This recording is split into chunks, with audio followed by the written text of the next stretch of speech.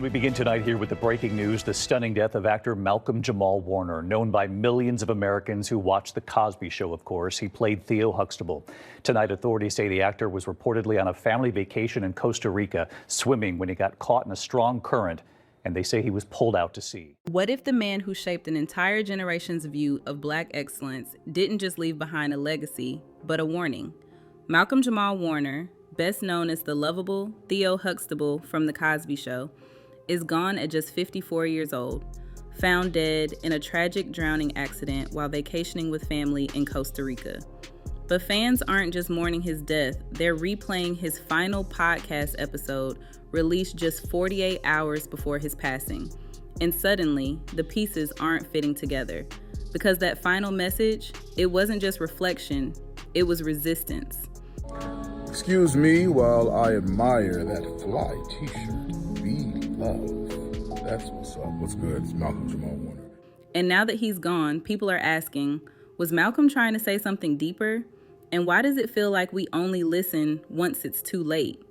Let's break down the life, legacy, and the final message of a man who used his voice for truth right up until the moment it was silenced. To the world, Malcolm-Jamal Warner was Theo, America's big-hearted, slightly goofy, yet wise beyond his years teen from The Cosby Show. He wasn't just a character, he was family. Millions of households watched him grow up on screen, becoming a symbol of what a Black family on TV could look like. Breaking news from the entertainment world today. Malcolm-Jamal Warner, a favorite actor from the 80s hit The Cosby Show, has died. Warner drowned off the coast of Costa Rica yesterday. Costa Rica National Police telling ABC News his official cause of death was asphyxia. Educated, loving, and whole. But off-screen, Warner was so much more than a sitcom star. He was a poet, a musician, a director, a man on a mission to explore Black identity in all its complexity. Yet, for years, the world kept him boxed in as Theo. And maybe that's why his final podcast hit so hard, because it was Malcolm, unfiltered, unmasked, and finally, undeniably himself. What's good? Yes, I got the flower in my hair. Today's my daughter's birthday. She put the flower there, so I'm rocking it. But it's a beautiful day here in Atlanta. I just wanted to shout out and just spread some love and some good cheer. In the last episode of his podcast, Not All Hood, Malcolm dropped a reflection that now feels eerily prophetic. He spoke about a conversation with spoken word artist Tamika Harper.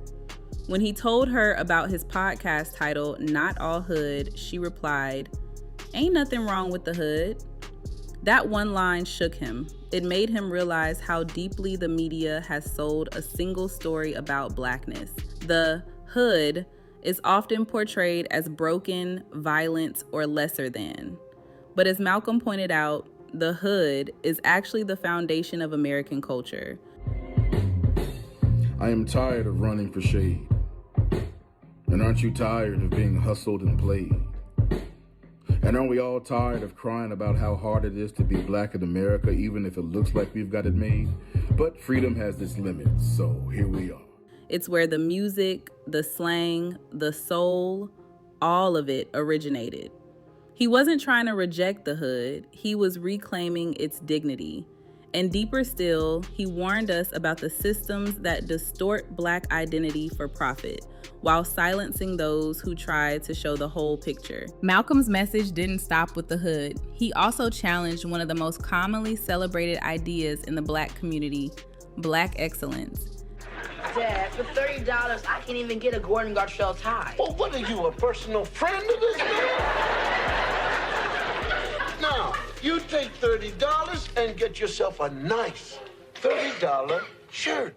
At one time, he said, he viewed Black excellence as superficial, tied to fame, wealth, and status. But then he heard a story that changed everything. It was about Black soldiers whose names had been erased from Arlington National Cemetery.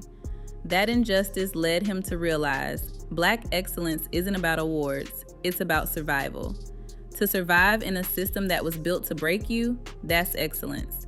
To endure, to rise, to stay sane, to speak truth, That's revolutionary. The biggest controversy of Malcolm's career wasn't one he created, it was one he inherited.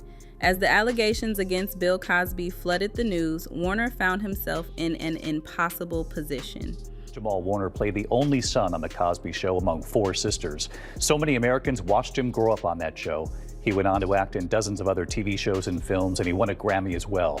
Tonight here, the heartfelt words pouring in, the touching words from the actor himself. Cosby wasn't just his co-star, he was his mentor, his guide, the man who chose him out of hundreds of kids to play Theo. But Malcolm didn't rush to defend him, nor did he turn his back on him. In a 2015 interview, Warner said, "It's painful to hear any woman talk about assault, but it's also painful to watch a friend go through this. It was honest, it was complicated, it was real." He also expressed deep sadness about The Cosby Show being pulled from syndication. For Malcolm, that show gave America a new blueprint for Black families, and its erasure felt like cultural loss. And yet, even through the pain, he grew. You know, life is out here lifing, right? For me and for everybody else. But just wanted to remind you, as I remind myself, that no matter what's going on, there's always a reason to smile. When his TV sister, Keisha Knight Pulliam, reminded him how the show inspired generations to dream bigger, Malcolm shifted. He saw that even if the creator had fallen, the art could still stand. In a world where so many child stars crash and burn, Malcolm did the opposite. There were no arrests, no public meltdowns, no embarrassing headlines. Why?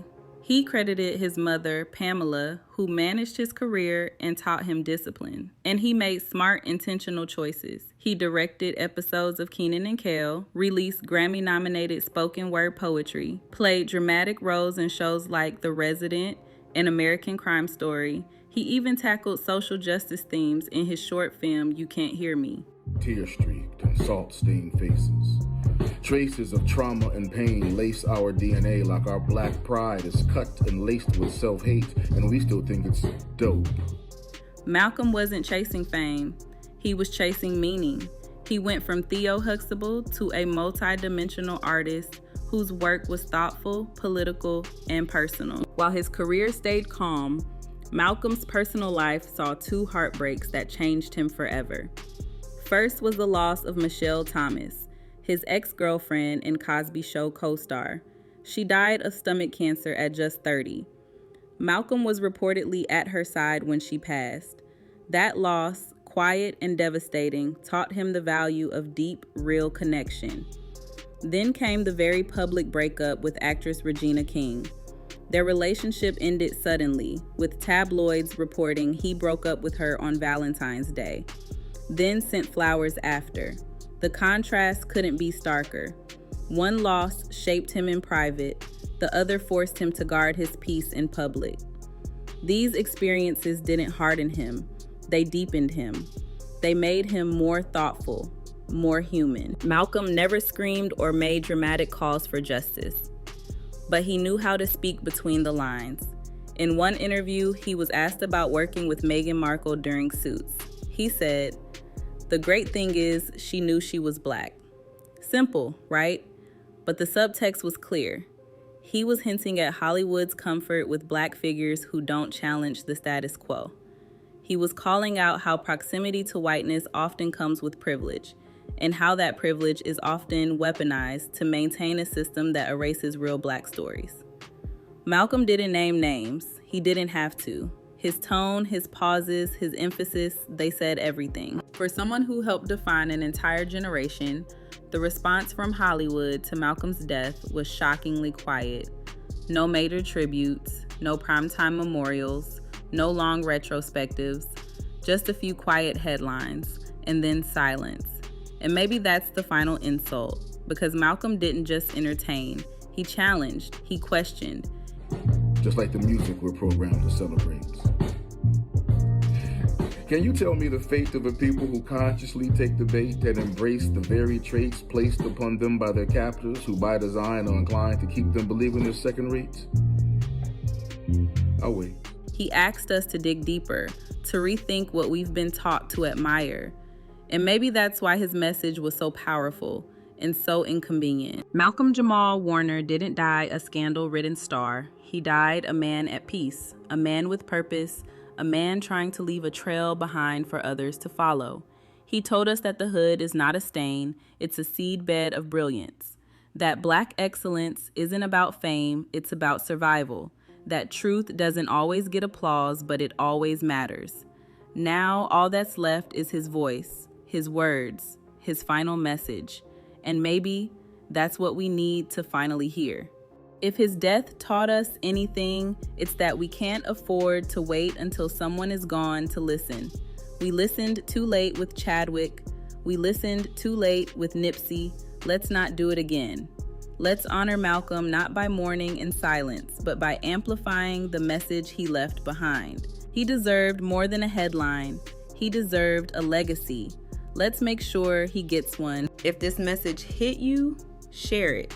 Because somewhere out there, someone needs to know that their story matters, that survival is excellence, and that truth still has power, even when it's whispered. Rest in power, Malcolm-Jamal Warner. Your message lives on.